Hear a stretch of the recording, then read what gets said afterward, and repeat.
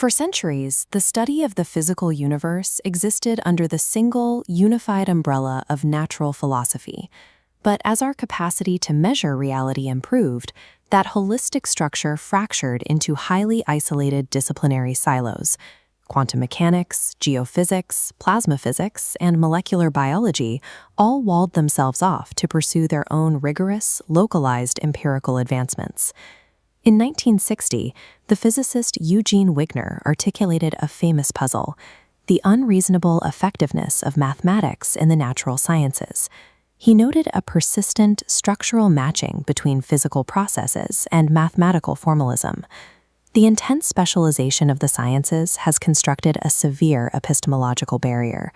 Because these scientific disciplines operate in total isolation from one another, they construct their theories using highly specialized, domain-specific nomenclature. As researchers in these disparate fields probe the mechanics of their specific physical environments, they frequently encounter identical underlying mathematical structures. But because they cannot read each other's papers, they repeatedly discover these structures in a vacuum, convinced they have engineered a bespoke tool unique to their local phenomena. The failure of the broader scientific community to recognize that identical mathematical objects govern seemingly unrelated physical systems is a linguistic and sociological failure, not a mathematical one. We can call this the Three Stooges problem. Multiple scientific disciplines are attempting to pass through the exact same mathematical doorway simultaneously, but they are completely unaware of one another due to the linguistic barriers erected by their respective lexicons. The mechanism causing this isolation is called vocabulary drift.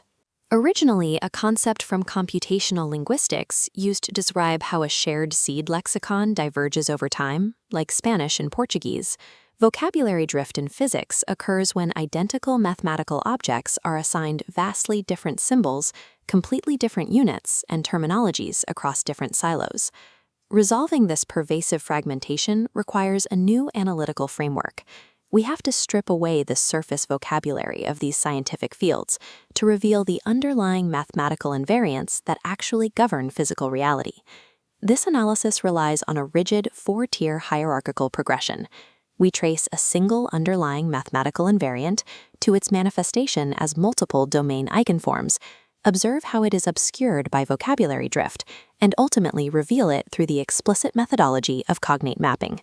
We must move past relying on purely metaphorical analogies between fields, which risk distortion and lack scientific rigor. The goal is to identify absolute structural identities.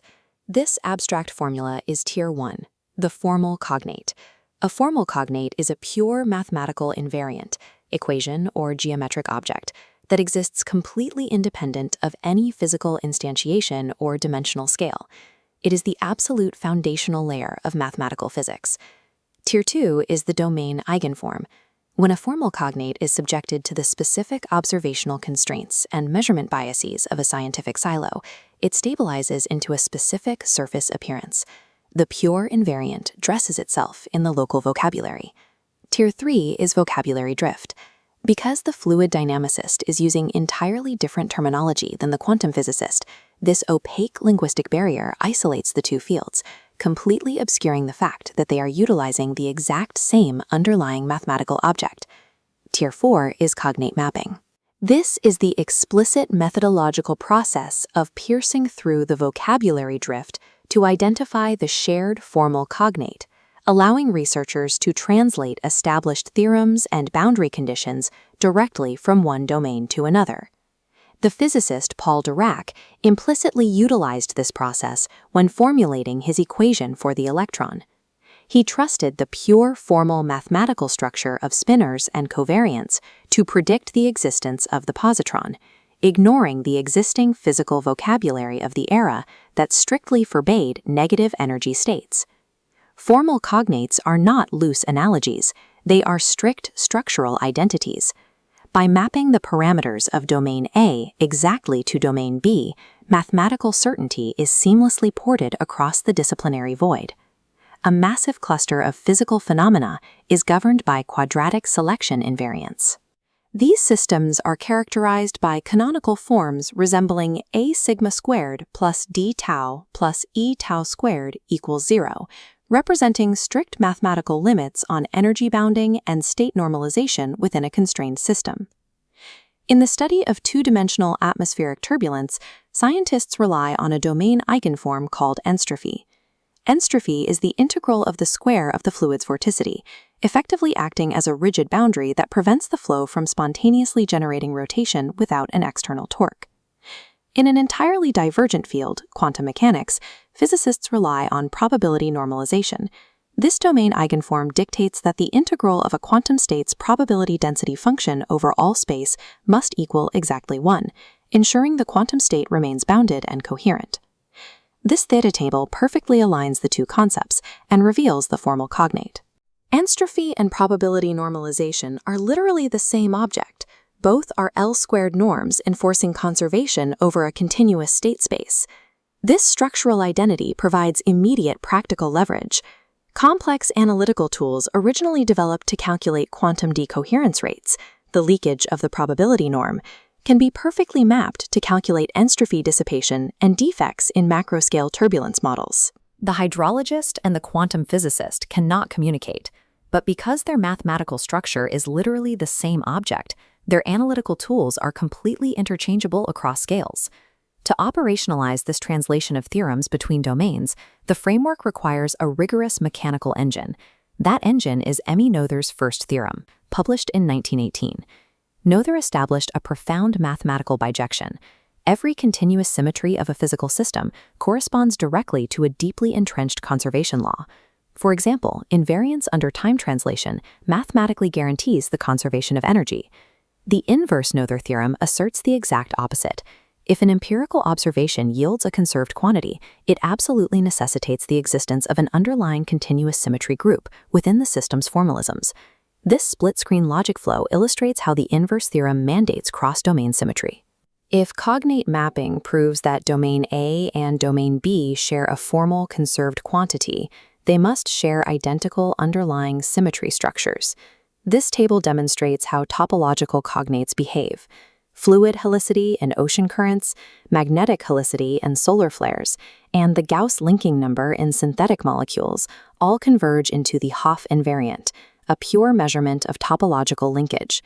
Because inverse Noether mapping proves these distinct fields share a gauge symmetry, specific theorems developed in mathematical knot theory can be accurately translated to predict the behavior of plasma reconnection events in stars or the decay rates of incompressible turbulence.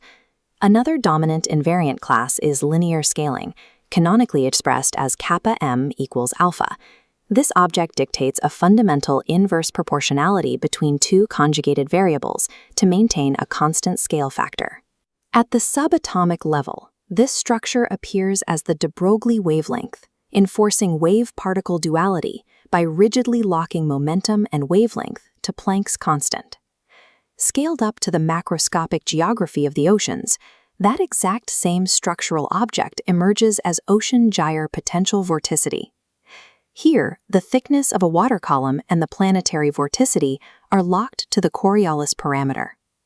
Shift to stellar physics, and we find the Chandrasekhar mass limit, which forces the maximum mass of a stable white dwarf star into a linear scaling relationship with the inverse square of the electron mass. Applying the inverse Noether methodology indicates a precise structural truth. Despite the massive difference in physical materials, all of these systems possess a fundamental U1 gauge symmetry, a continuous symmetry that dictates the conservation of phase. Therefore, a mathematically rigorous solution to a linear scaling problem involving collapsing stars can be directly mapped across the disciplines to solve a scaling constraint in the design of biological field effect transistors. Perhaps the most profound application of this framework lies in the deep structural identity between high-energy particle physics operating at the tera-electron-volt scale and low-energy condensed matter physics operating at the milli-electron-volt scale. Across 14 orders of magnitude of energy, the mathematical architecture of spontaneous symmetry breaking, where a symmetric system collapses into an asymmetric vacuum state, serves as a universal formal cognate. This canonical form maps the variables directly. Particle physicists model the Higgs vacuum expectation value to understand how bosons acquire mass. Condensed matter physicists model the BCS gap equation to understand how electrons form superconducting Cooper pairs. Through cognate mapping, we see that the Higgs mechanism is simply the domain eigenform of the BCS superconducting gap applied to the vacuum of spacetime. They share the exact same Ginzburg-Landau potential geometry. Because the mathematics is literally the same object, the topological defects that appear in crystal lattice superconductors, known as Abrikosov vortices, must have formally identical counterparts, such as cosmic strings, suspended in the high-energy vacuum. The systematic identification of formal cognates yields a phenomenon known as predictive asymmetry.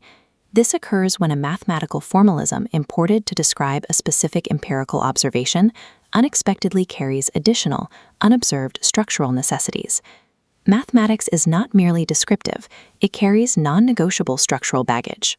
By explicitly mapping a domain eigenform back to its formal cognate, researchers inherit the entirety of the mathematical structure's properties, including mechanics that have not yet been observed in their specific field. If a physicist imports a symplectic manifold, a geometric space used to model classical Hamiltonian mechanics, the math explicitly dictates that a Calabi invariant, a type of Hamiltonian loop invariant, must also exist within the system. The researcher didn't ask for the Calabi invariant. It comes with the package. This asymmetry reorders the logical sequence of scientific inquiry. Rather than relying exclusively on slow, costly empirical experimentation to stumble upon new phenomena, scientists can execute targeted cognate mapping to pinpoint expected outcomes before they are measured. If the mathematical structure exists in domain A, its requisite phenomena must exist in domain B. By treating the mathematical architecture of the universe as a rigid network of formal cognates rather than isolated metaphors, the scientific community can bypass vocabulary drift. Theoretical physics, biology, and applied engineering can evolve from parallel tracking into a unified, cross-disciplinary predictive engine.